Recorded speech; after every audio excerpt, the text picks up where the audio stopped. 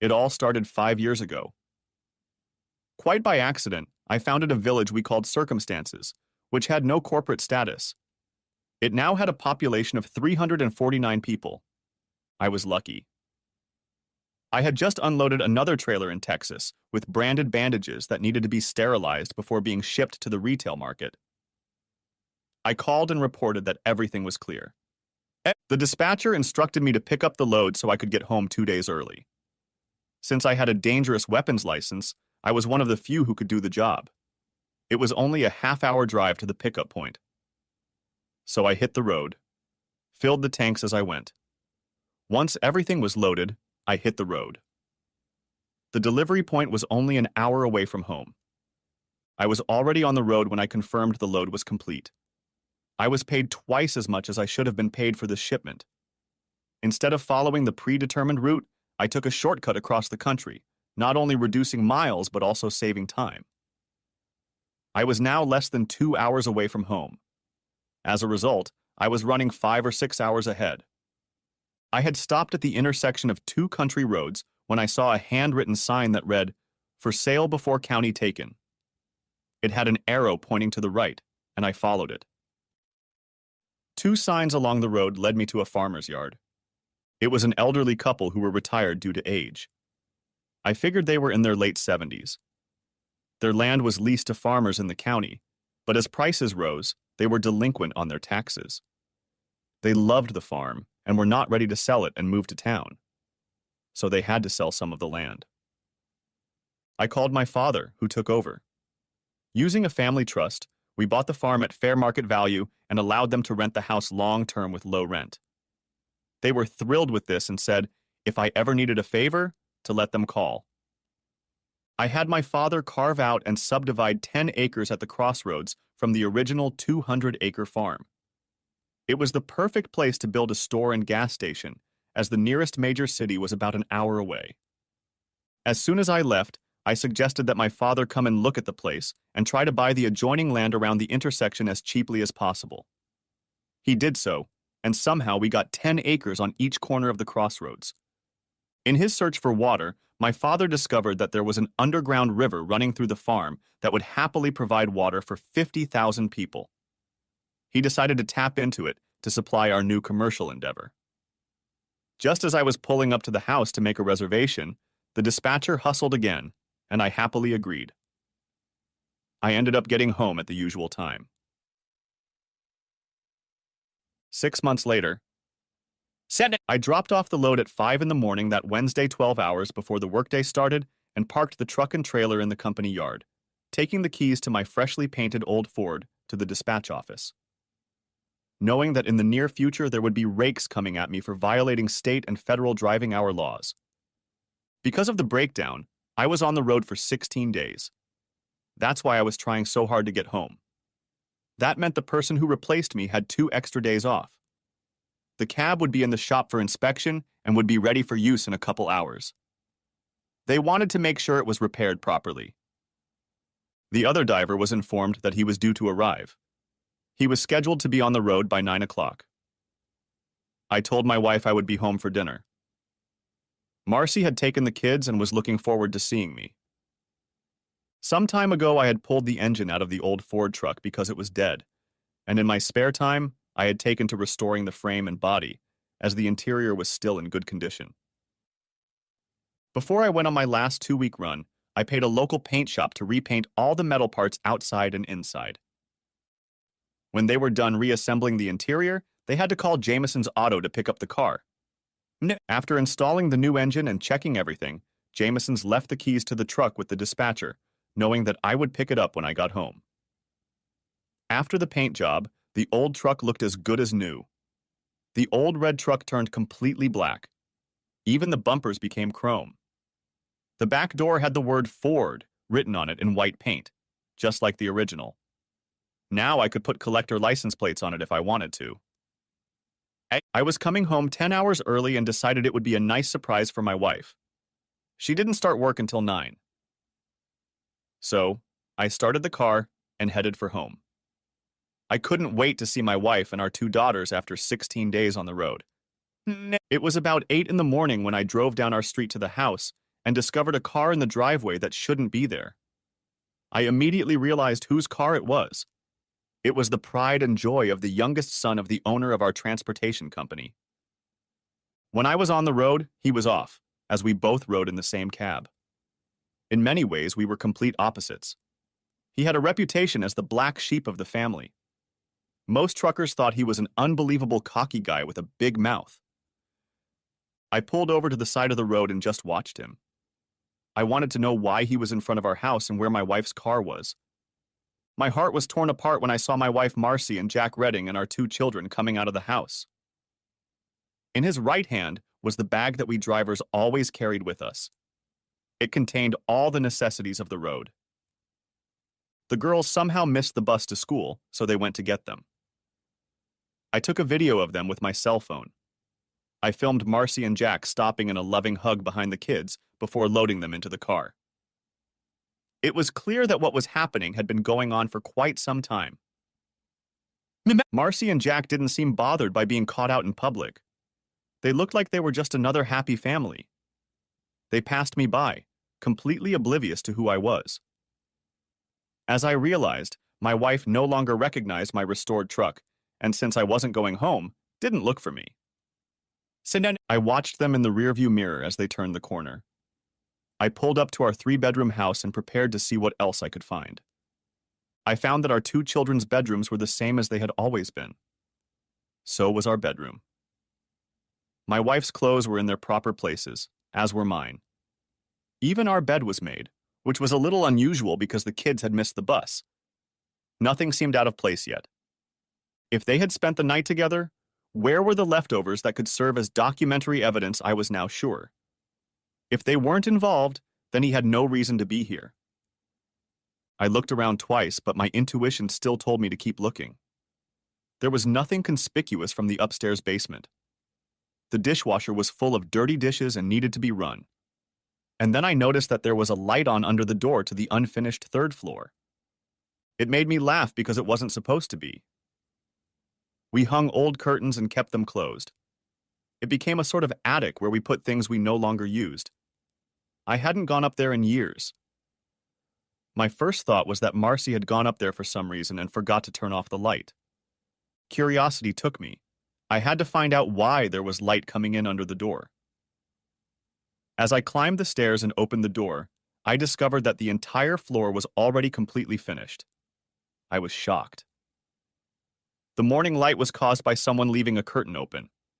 When I was home, they were always closed. The problem was that it couldn't even be started because my loving wife Marcy and I couldn't agree on what to do with it. Now I knew why. Why was this room finished, and who was using it? It had its own bedroom, larger than my wife and I had downstairs, huge walk-in closets on either side of the master bathroom, and a separate sitting area with its own TV and DVD player. On a small table were movies that my wife would never watch or allow me to watch. However, when I turned on the TV and pressed the play button on the DVD remote, the video started playing. I was stunned to discover that my wife was having fun with some guy. Across the room on the coffee table was a handmade card that read, "We love you, Uncle Jake," signed by my 2 children. My fear had become a reality. Not only was he my wife's lover, but it looked like he was trying to take my children away from me. Take away my family. The double bed was all slept on and unmade.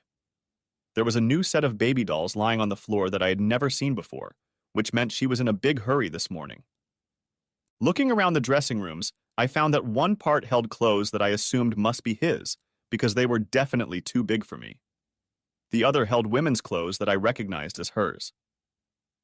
Hanging there were several very sensual evening gowns that she had never worn for me. I had no more doubts. Marcy and Jack were lovers. At night, I began to realize that there was another side to her personality that she wouldn't let me see. It made it clear that in her eyes, I had always been her second choice. What did my children know about all of this? Using my cell phone, I videotaped everything I discovered. I picked up his shirt and took a picture of myself wearing it in the mirror to prove that it was too big for me. My attention was drawn to a framed picture of him with his mother and father. I made a detailed note of everything that happened in the room. Then I stopped and saved the recording. Seeing the television again, I rewound the disc and recorded an image on the screen that showed a man. It was Jack Redding, my boss's son. This was the second clip I had saved. I decided I now had all the proof I needed. Going down to the basement, I grabbed our 3-person luggage and started packing all my clothes. Eventually, I returned to the 3rd floor to retrieve the disc on which their videotape had been recorded. I packed it into one of the suitcases. When I was done, I set them by the front door. I would come back for them later. I had a few more important things to do. I called my father and asked how soon we could open the new store. He replied that he was already building it with a 2nd floor for a 2-bedroom apartment. According to him, I am looking for a regional manager to manage the whole process. The chain I am working with has franchised us, which will help us a lot. It will take another month and a half to finish construction and a month after that to get everything set up. Why? I will run it by my father and live in an apartment. Get me a good civil and divorce lawyer. I said I would talk to him a little later and give him the details of what is going on. I called the farmer we bought the farm from and asked if I could rent a room from him until construction was finished. The room I rented, but he said your money is not good enough. No matter how hard I tried, he refused to accept the money because he thought he and his wife owed a lot to my family. I said I would come the next day. At 10 in the morning, I was at the transportation center, sitting in my boss's office and informing him that I was quitting without the usual notice. He just had to ask me why, and I didn't feel good about telling him that. I showed him a videotape of the room as a whole, and then the pictures I took afterward. The last one was a framed picture of his wife and himself with his son. "Heath, where did you get that?" asked Jace. I explained that it was the 3rd floor of my house and it wasn't supposed to be finished. His face was as white as freshly fallen snow. And then I showed him a clip of his son Jack entertaining a woman. Jace, a Christian, watched it and said, "My God, that's disgusting." I said, "The woman's name is Marcy. That's why I'm leaving. Marcy is my wife." This clip was created in a private room on the 3rd floor with the help of a 3rd person. I didn't know what to think, so I said, "I'm sorry, but because of the behavior of your sons and my wife, I have no choice. I have to give up driving to have a chance at getting custody of my 2 daughters in the divorce." He called the accountant to write me one last check and add a $10,000 bonus for what my son did. Don't say anything to anyone and get to my office as soon as possible. "Are the children his or yours?" asked Jace Redding gravely. "They both look like Marcy." "I think it's them, as I don't think the affair has been going on for a long time," replied I. "We've been hearing things for a long time, Heath," said Jace Redding. "The only way to find out is to do a DNA test." "I suggest you ask your son Jack for that," I said sadly. "Please don't say anything to anyone. I want Marcy to find out for herself tonight that I know what's going on." "Just so you know, Heath, I don't approve of what my son did. When he comes back in 2 weeks, he'll be gone. We've long heard rumors that he was having an affair with a married woman he regularly engaged in activities with behind her husband's back, but we never had any proof. We just thought he was ranting to the other drivers," Jace said solemnly. "Now I'm sorry he did that to a good man like you. I didn't realize he had moved into your house," he continued. "But you both work, so it's easy to see how it could have gone on for so long without anyone knowing." Much later, I would find out that Jace kept his word. Not only did he fire him, but he cut him out of his will because he had dishonored the family name by ruining someone else's marriage. Jace couldn't bear the fact that this had happened to one of his own employees, whom he had long trusted. To him, it was evidence that his own son didn't care about anything or anyone. After cashing the check, clearing all of our joint accounts, and paying the bill at Jameson's Auto, I headed off to my children's elementary school. After a lengthy discussion with the counselor, the kids were called out of class to talk to me. She started to walk away to leave us alone. I said, "It's probably best if you stay. I don't want to be in a position where I could be accused of trying to manipulate our children." She asked if I was so sure of that. I replied, "In this case, yes, Because my wife Marcy is a state social worker. Miss Connor's eyes reflected shock. I learned that their new Uncle Jake had been renting the upstairs apartment for 3 years. He had kept to himself at first, but over time he seemed to have become part of the family. Marcy introduced him as a distant cousin who had recently returned to these parts. Although they never caught them together, they saw their mother downstairs so often in the mornings that they assumed they slept together. Eventually, Mom demanded that we start calling him Uncle, Linda says. I bluntly told them he was not related to either of us. There was a look of shock on my daughter's faces. I explained that Jack was apparently their mother's longtime lover. As a result, we were going through a divorce. Since I was a trucker, I explained that there was no way I would be able to get primary custody, which meant they would have to stay with their mother until I found a new job. Then, I would go to court to try to get sole custody of them. The school counselor said everything I explained was true. I kissed my daughter goodbye and watched them walk back to their classroom. The school counselor gave me her name and phone number. Have your attorney contact me so I can testify about what I witnessed, she said. I've seen too many married men who have been cheated out of their divorce. I went into a flower store and asked for a bouquet of the deadliest flowers they had. I wanted it wrapped and boxed. I had to explain to them that it was a gag gift before they agreed to do it. One of the female employees went to the dumpster and brought back a few pieces. She asked if these would fit. I said they were perfect. She packed them up for me. After bringing them into the house, I put them on the bed, along with the card my daughter signed for Uncle Jake and her doll, which I cut up with her sewing scissors. The tools I wanted to keep, I loaded onto the bed of my truck. After loading the suitcases, I threw a tarp over to cover what I was carrying and tied it down tight. The tools themselves cost a lot of money. A neighbor, a real friend named John Sexsmith, came over and said, I guess you didn't know about Marcy's second husband, as we've all been led to believe. Second husband? I asked. In a common law marriage, John said. No, I only found out about him today. It's been going on for at least 3 years.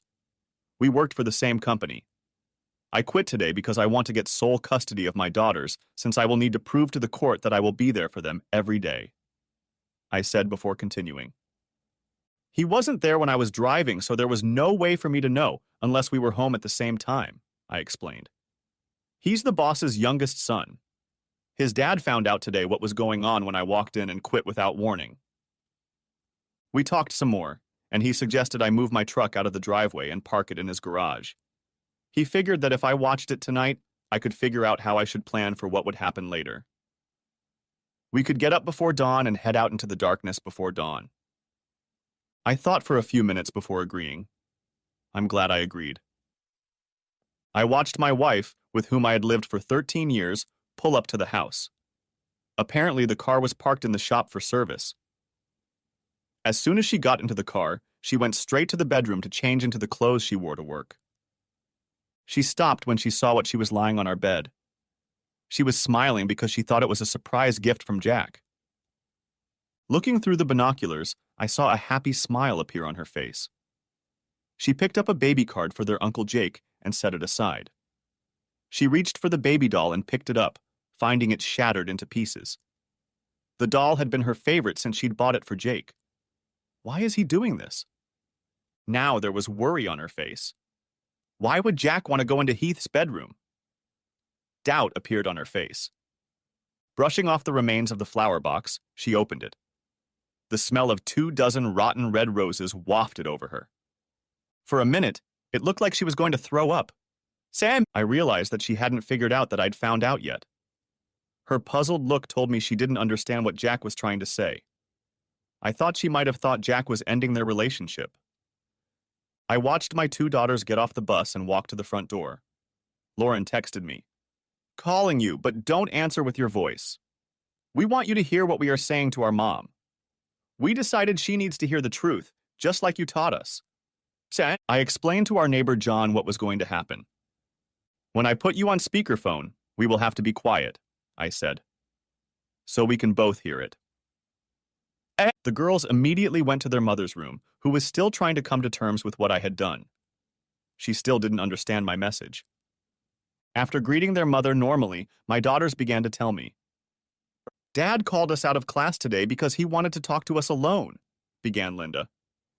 I could tell by the look on her face that my daughter had my mother's attention. We were brought to the school counselor's office. We were puzzled as to why he was there. You said he would be home around 6. That's when he asked Miss Connor to stay. Lauren added. The first thing he asked us was who Uncle Jack was and how long he had been part of our family. I explained that he was a distant cousin of yours who had moved back to the neighborhood. Linda told me. I saw fear appear on Marcy's face. Now she knew who had left the message on the bed. Ernest, Daddy didn't know you had time to finish the 3rd floor while he was on the road. You told us it was a surprise for him. Lauren revealed the secret. We realize now that it wasn't. We kept our promise to keep your secret, and it was a surprise for Daddy. Linda added.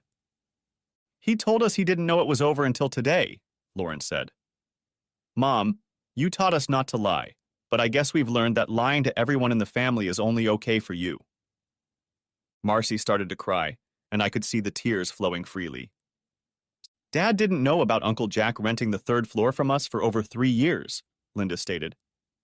We had to explain to him that while he was away, you never slept on the bed you and Daddy slept on when he was home. We knew that because it never needed to be made up before you left for work, remarked Lauren. Marcy's face went completely white. Her own daughters had exposed her for her own behavior. Such a simple thing as a made bed was driving her to despair. She always made sure the girls made their beds before starting the day. We confessed to Daddy that we never caught you with Uncle Jack, but told him that we saw you regularly coming downstairs from the 3rd floor in the mornings when he wasn't home, Lauren explained. Dad said they would divorce you because Jack is not related to you. He is your mother's longtime lover that she kept from me.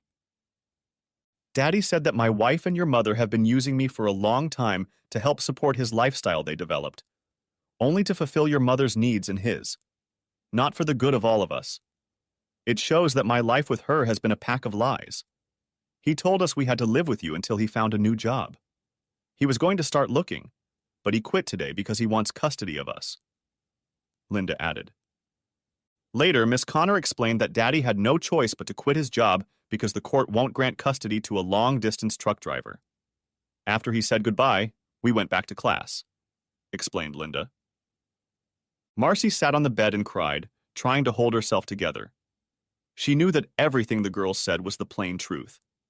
Heath was making the right move, preparing for the fight ahead.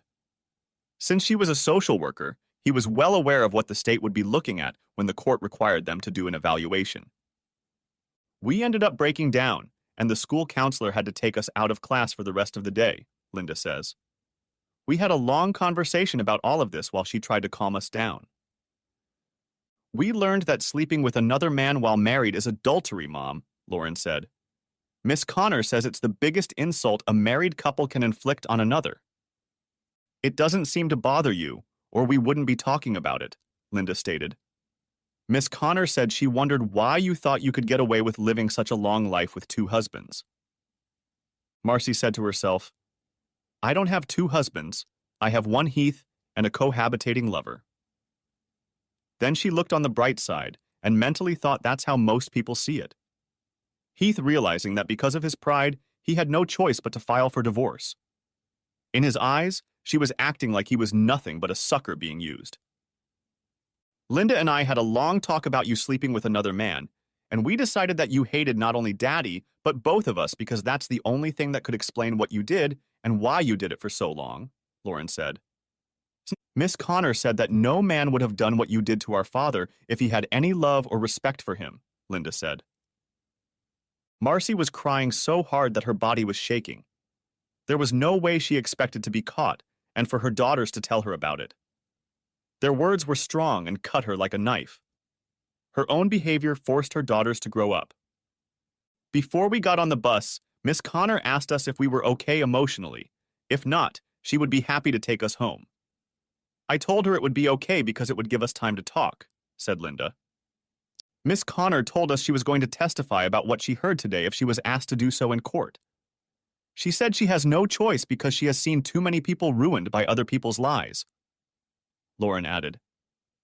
We did a lot of whispering to each other on the bus ride home, and we decided some things on our own, Linda stated. Marcy completely lost her composure and buried her head in her hands. Mom, we're only 12 years old, but it won't be long before we're old enough to decide who we want to live with. Miss Connor explained that at 13 we can decide for ourselves who we want to live with, and it will be Dad. Lauren stated firmly. We will go downstairs and call Grandma to come and get us.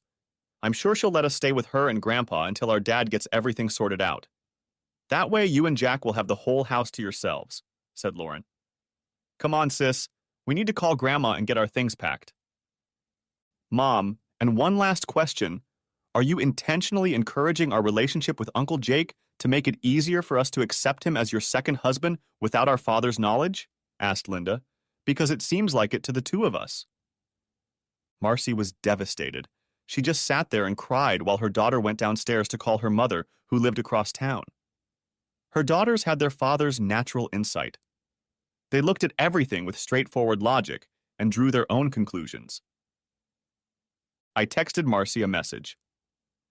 What you found on the bed was made by me. Let your common-law husband know that I will be suing him for joint custody of you and the two children. I watched through binoculars as it dawned on her that when I brought her relationship, lies, and lifestyle cover-ups to court, she would lose all rights regarding her daughters.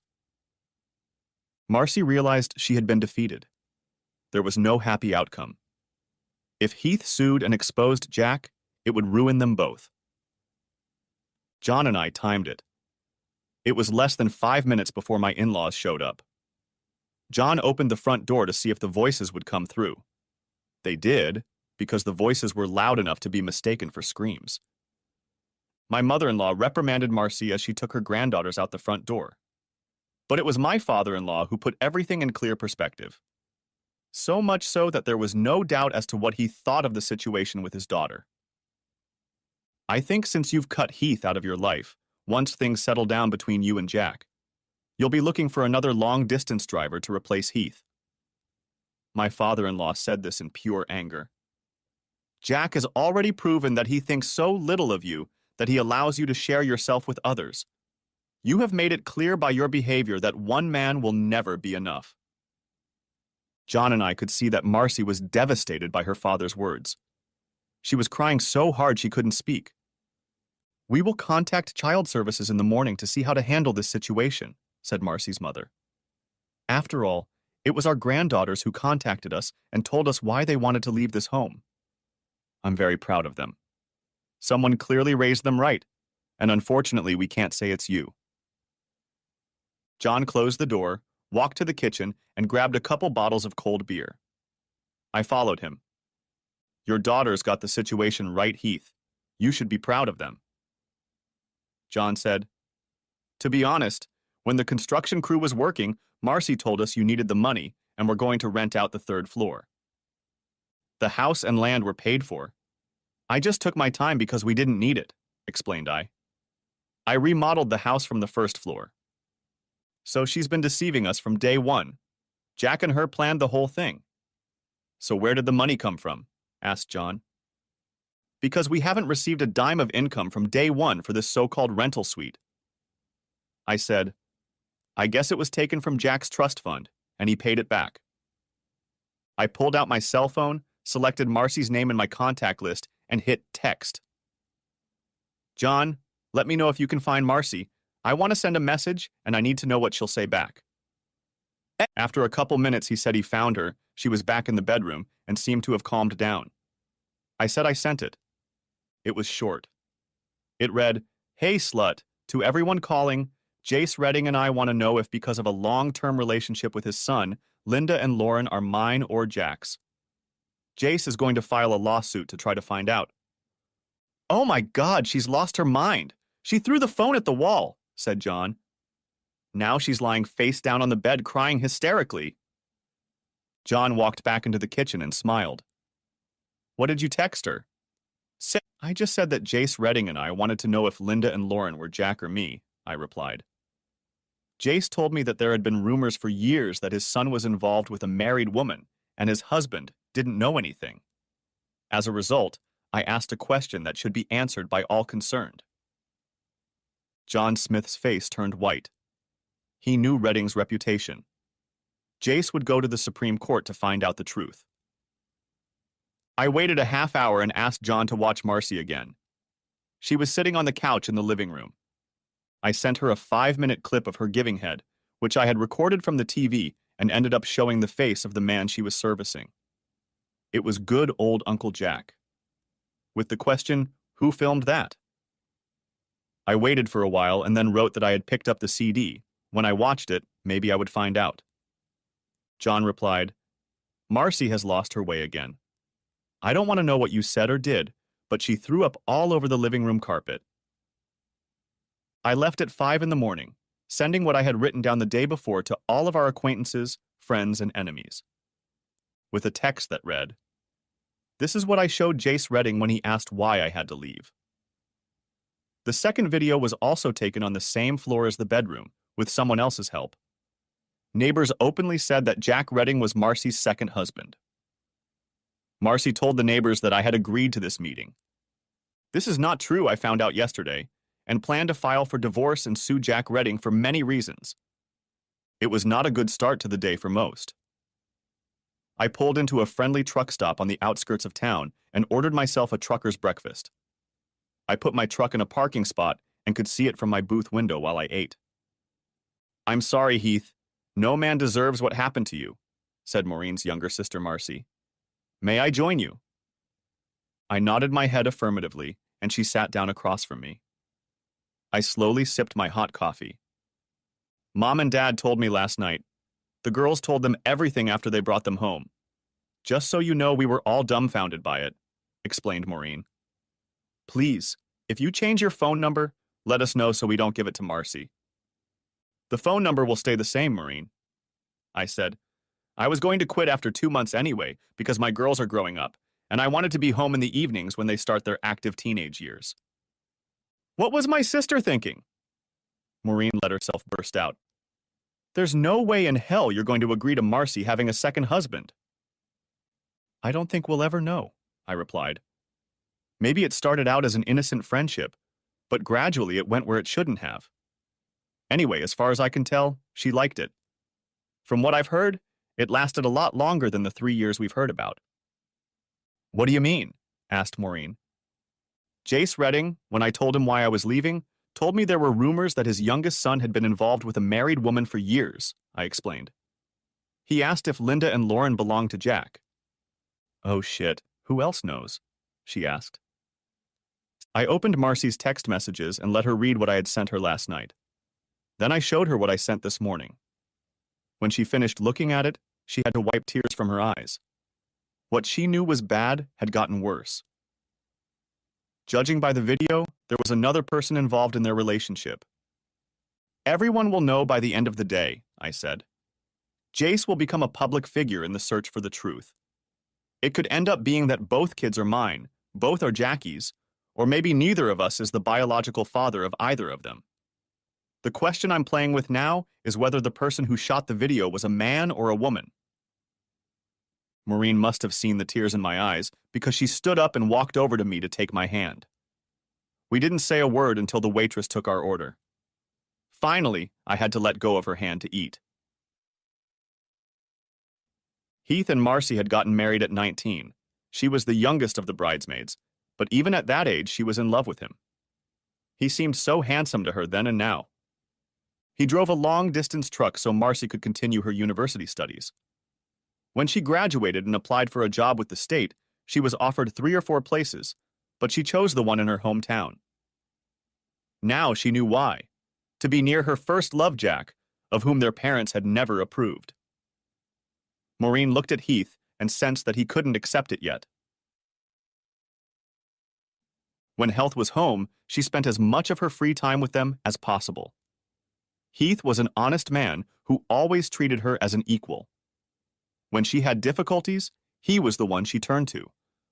He taught her to look at a situation from all angles, which made big problems become small ones. She had no trouble falling in love with him. He was so real to her that every man who tried to court her since then had to meet the standards he set. Her parents wanted her to marry, but Maureen couldn't tell them she loved another, and always had. He was a faithful man who never looked at another woman. She just had to find a way to keep Heath in her life. When the time came, she would make her move and prove to him forever that he had married the wrong sister. "Heath, do you know where you're going to live yet?" Maureen asked. Linda and Lauren have asked Mom and Dad to take them in. They are angry, upset, and determined, but they are so proud of their dad. "Dad, the girls have told Mom and Dad that they will tell the court that they want to live with you," she said. "Mommy and Daddy have explained to them that you are doing the right thing in the long term. I can bring them to you on weekends so you can see them if you want." I opened my notes and gave her the address of the farm. "My father and I have started building a bar and store next to this place. I'll be staying with the tenant of the farm we own," I said. "I'll have to check with them before I can answer your question. We are building a large 2-bedroom apartment that I will be living in." "Why there?" asked Maureen. "We have 10 acres on either side of the intersection that we plan to subdivide into 3/4-acre lots after we build it up," I explained. "If we need to, we can take another part of the farm. There's nothing in the neighborhood, so the store will be convenient to a lot of people and will be a point of attraction." "How did you find it?" asked Maureen. "According to Google Maps, there's nothing nearby." "I drove across the country to save time," I explained. "There was a lot of traffic on the road. I noticed a 4-way stop sign and followed it. The flow of traffic could support the business." After we finished our meal, I picked up my ticket. Maureen leaned over and kissed me on the cheek, as she always did. It made me smile. "Don't forget about Heath," Maureen said. "Many of us have always loved you for being who you are." While driving, I called my dad and explained everything. He said he would find me the best divorce lawyer.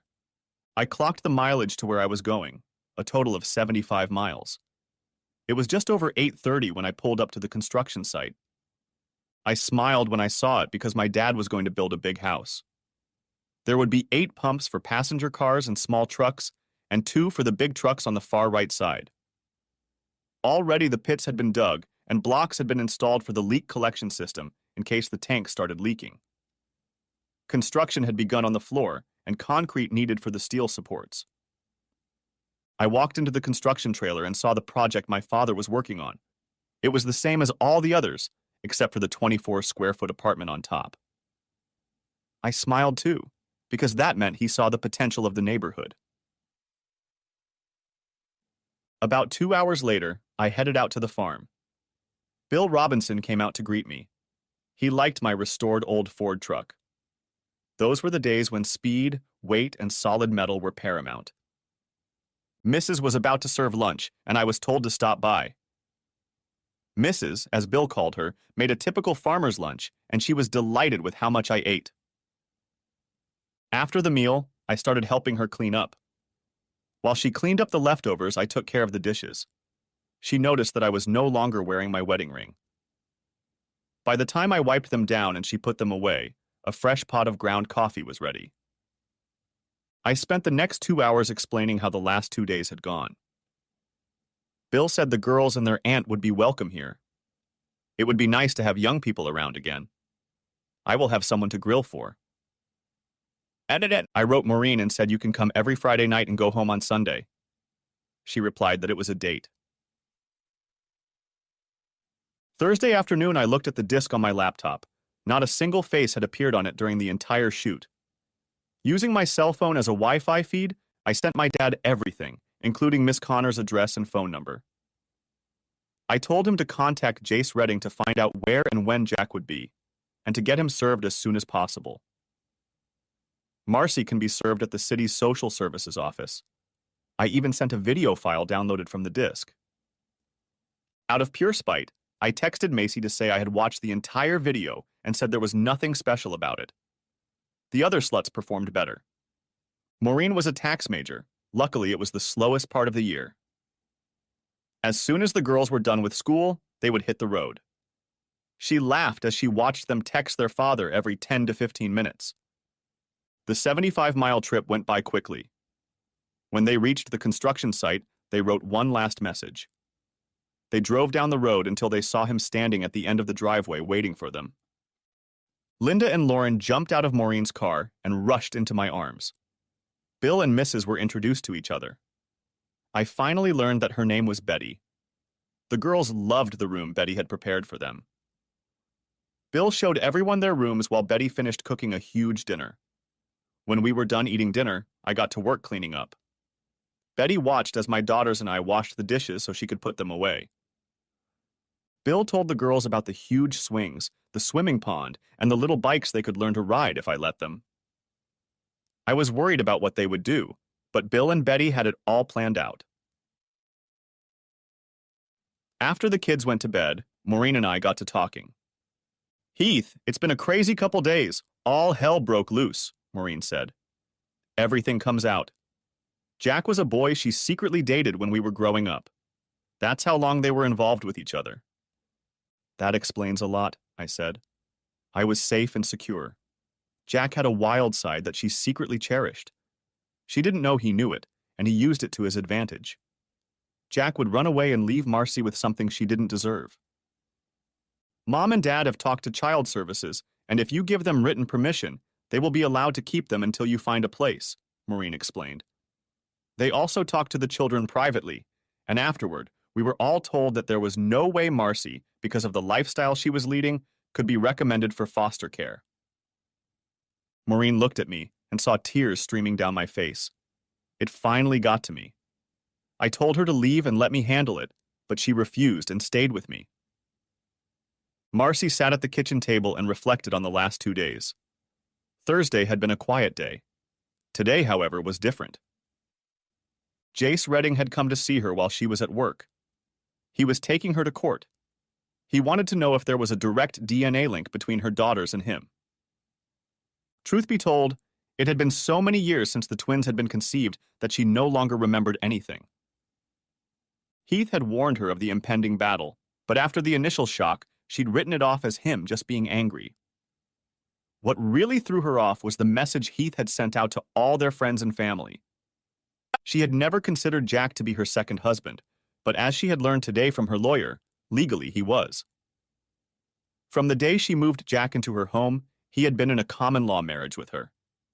Legally, after the first year, they had the same rights as a married couple.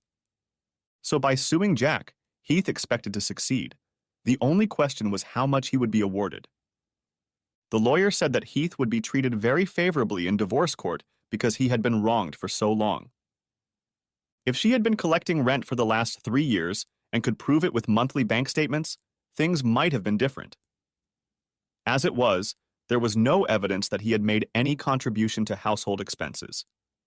Thus, the court would have found him to be a kept man. The real bombshell was the end of the job.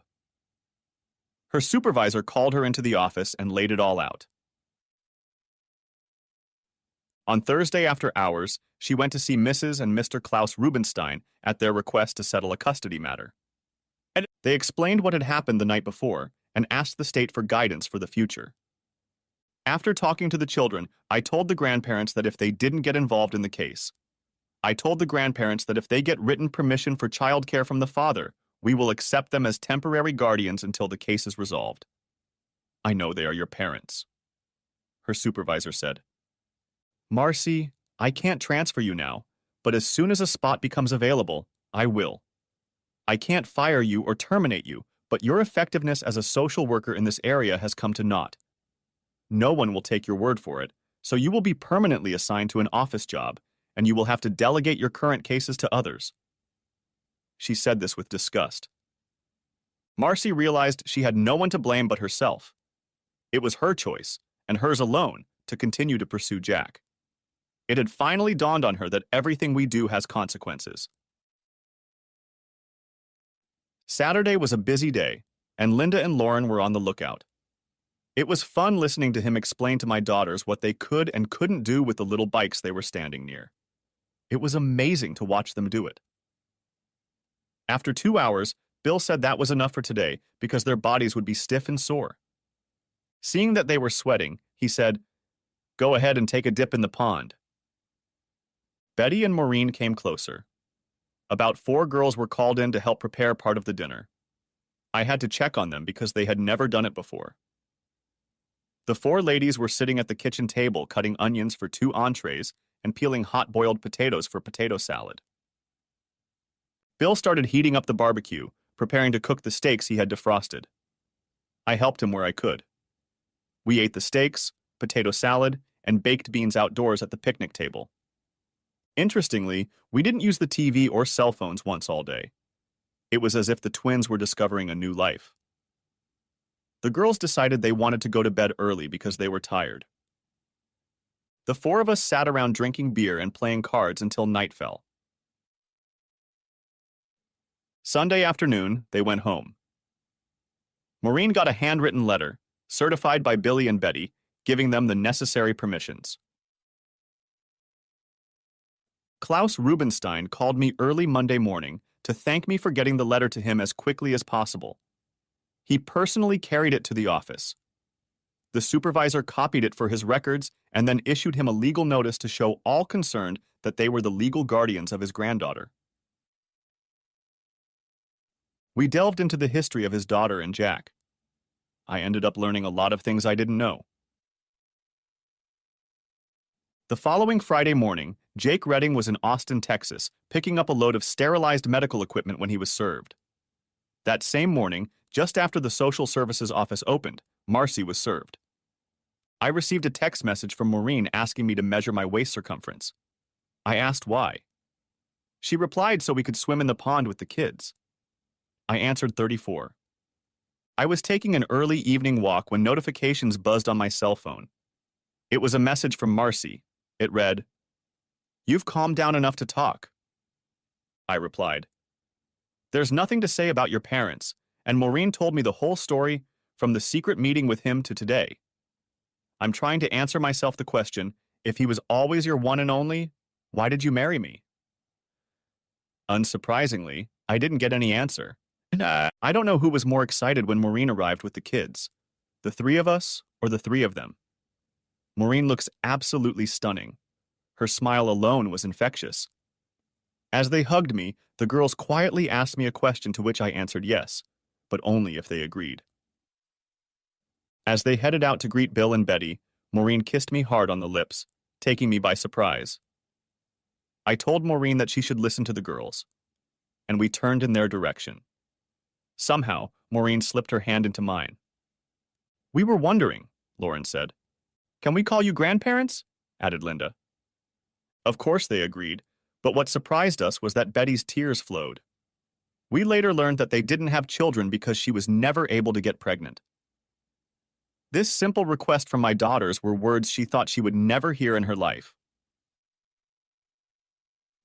After dinner, I told Maureen that it was confirmed that both Marcy and Jack Redding had been served.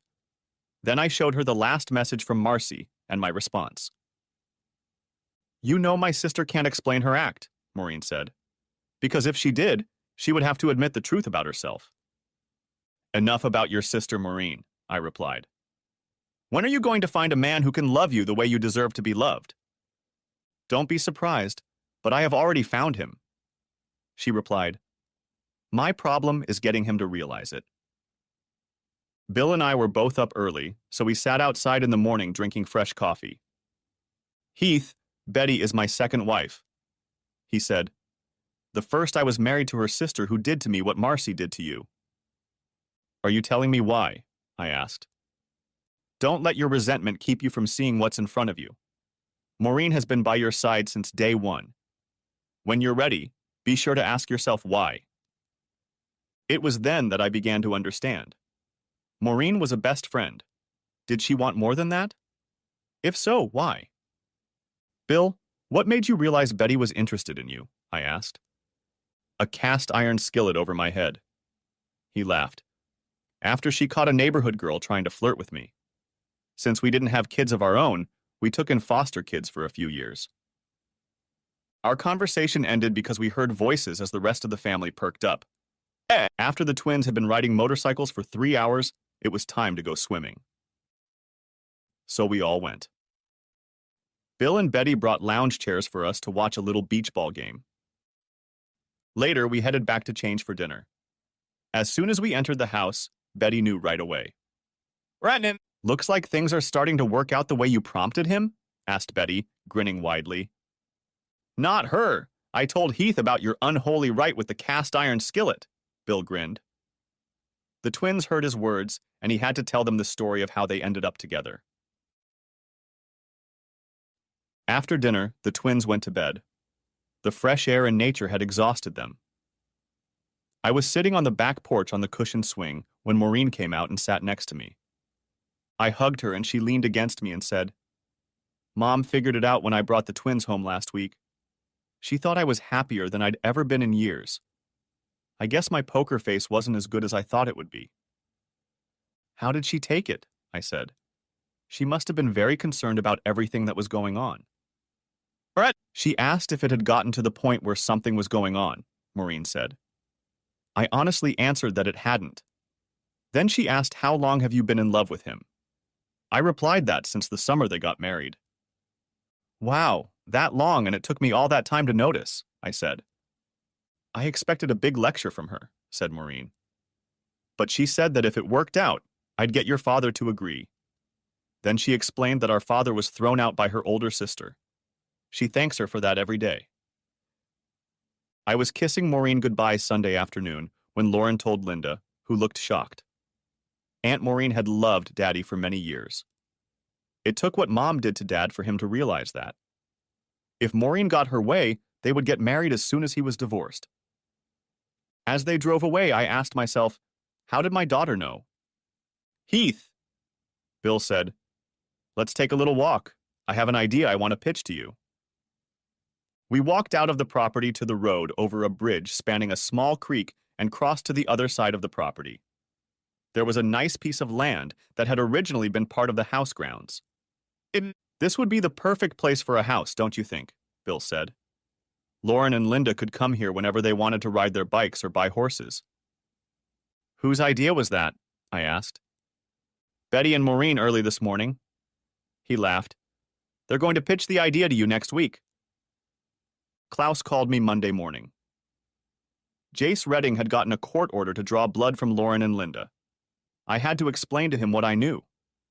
He was shocked to learn that there was a paternity issue.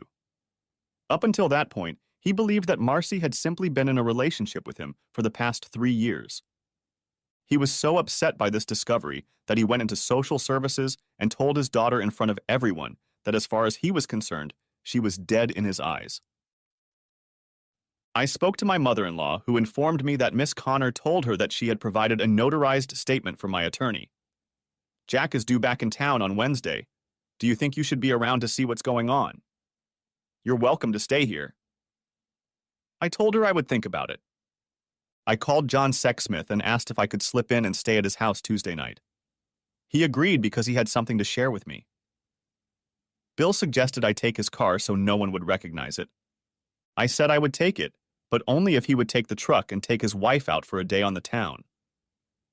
He laughed and said, "You're pretty smart for a young guy." Dusk was already falling when I slipped out into town. I called John to make sure he was home before pulling into his driveway. It seemed that since I'd left, another gentleman had been making regular appearances at Marcy's house. At this point, he was outside the house. When I looked through John's binoculars, I recognized his face immediately. It was Jack's older married brother. Jace Redding was surprised to hear from me.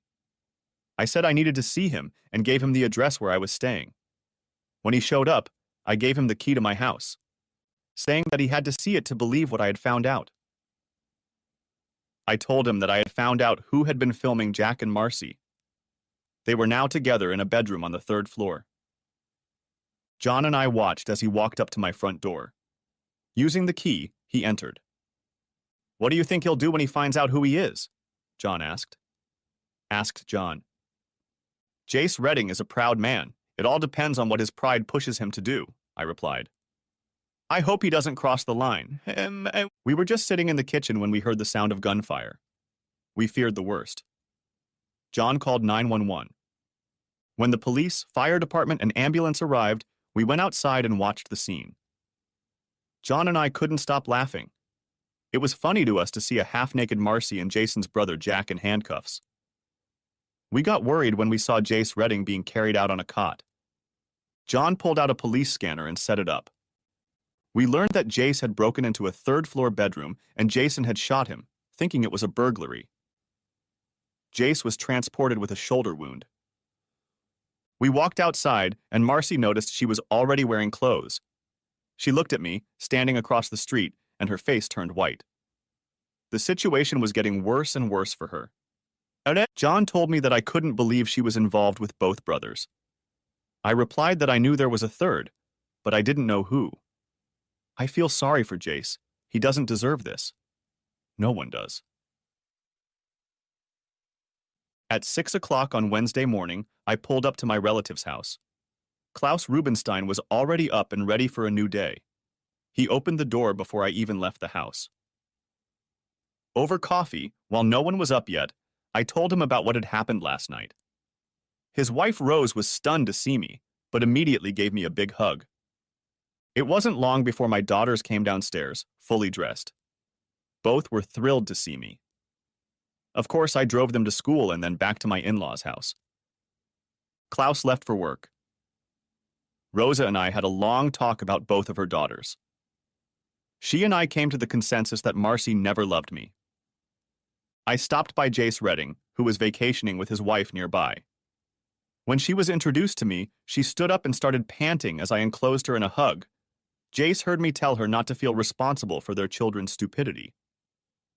Jace smiled and said, "Heath has always taken things personally. I can tell you one thing, I never saw him lose his temper." "I came close a few times," I said. "I felt like if I ever lost my temper, I'd kill someone." Jace laughed. "Jason's in jail. Jack's facing bankruptcy since he lost his credibility. We don't know what Jason's wife is going to do. It's a real mess. And then there's you. Do you want to come back as manager?" I had to decline because, as much as I tried to explain, I had a new attitude toward life. I went to the transportation center and watched Jack sign in and out for the last time. Jace told me he was supposed to arrive in about an hour. Watching him drive away in anger was very amusing. Knowing his explosive temper, I called John Sexsmith and asked him to watch my house because I expected trouble. Maureen was just closing up for the night when a secretary walked into her office. "There's a handsome gentleman here to see you. He is holding a dozen red roses," she said. "He wants to know if you would like to have dinner." Maureen followed her out, wondering who it could be. If I had any doubts about how Maureen felt, they were dispelled when she saw me. The tears that appeared in her eyes showed everything. I followed her to her apartment, and after she parked, we went to Outback for their signature steak and shrimp. We snacked on their blooming onion and had a couple cocktails each. We had just finished our meal when John called. Jack had gotten home before Marcy and was waiting for her. The drink he had consumed while he waited for her only fueled his anger. His father was in the hospital, his brother was in jail, and he himself had just lost his job. He came to the conclusion that it was all Marcy's fault. He was waiting for her with a gun in his hand when she walked through the door. A neighbor, hearing gunshots, repeatedly called the police. Marcy was in poor condition and was rushed to the emergency room. John said things didn't look good. I reported this to Maureen, who called her mother and father. We met them at the hospital. 6 hours later, we learned that she had died on the operating table. There was too much internal bleeding. I called Bill and his missus to let them know what was going on and that I would go on Friday to return his car and pick up my truck. It was hard to tell the twins about their mother's death.